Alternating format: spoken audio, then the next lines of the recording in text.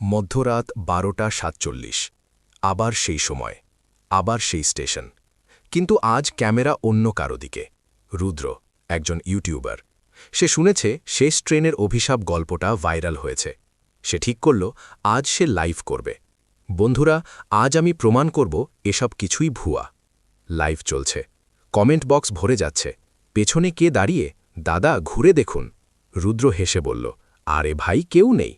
কিন্তু ক্যামেরার স্ক্রিনে পরিষ্কার দেখা যাচ্ছে তার পেছনে দাঁড়িয়ে আছে একজন যুবক, ফ্যাকাশে মুখ, চোখ দুটো সম্পূর্ণ কালো। সে ধীরে ফিসফিস করে বলছে, তুমি কি আমাকে দেখতে পাচ্ছ? রুদ্র ঘুরে দাঁড়ায়, কেউ নেই। হঠাৎ তার লাইভ কমেন্টে একটা ইউজার নেম দেখা গেল, লাস্ট প্যাসেঞ্জার 47। মেসেজ, আজ তুমি নামবে। রুদ্রের হাসি মিলিয়ে গেল। ঠিক তখন স্টেশনের আলো নিভে গেল। লাইভ ভিডিও গ্লিচ করতে লাগল।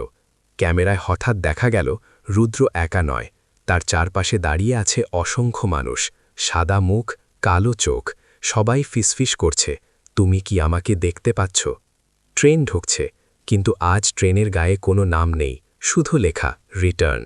দরজা খুলল, ভিতরটা সম্পূর্ণ অন্ধকার। রুদ্র পিছিয়ে যেতে চাইল, কিন্তু কেউ যেন তাকে ঠেলে ভেতরে ঢুকিয়ে দিল। লাইভ ভিডিওতে শেষ দৃশ্য। রুদ্র ধীরে ক্যামেরার দিকে তাকায়। তার চোখ এখন সম্পূর্ণ কালো। সে ফিসফিস করে বলে, আমি এখনও নামিনি। লাইভ হঠাৎ বন্ধ। পরের দিন খবরের শিরোনাম, লাইভ স্ট্রিমের সময় নিখোঁজ জনপ্রিয় ইউটিউবার। কিন্তু আসল ভয়ঙ্কর জিনিসটা অন্য। সেই রাত থেকে প্রতিদিন মধ্যরাতে একটা নতুন লাইভ শুরু হয়। চ্যানেলের নাম লাস্ট প্যাসেঞ্জার। ভিডিওতে শুধু একটা ফাঁকা ট্রেনের কামরা, আর মাঝে মাঝে দেখা যায় কেউ একজন ক্যামেরার খুব কাছে এসে ফিসফিস করছে, তুমি কি আমাকে দেখতে পাচ্ছ? আর সবচেয়ে ভয়ের ব্যাপার, কমেন্ট বক্সে প্রতিবার একটা নতুন নাম যোগ হয়।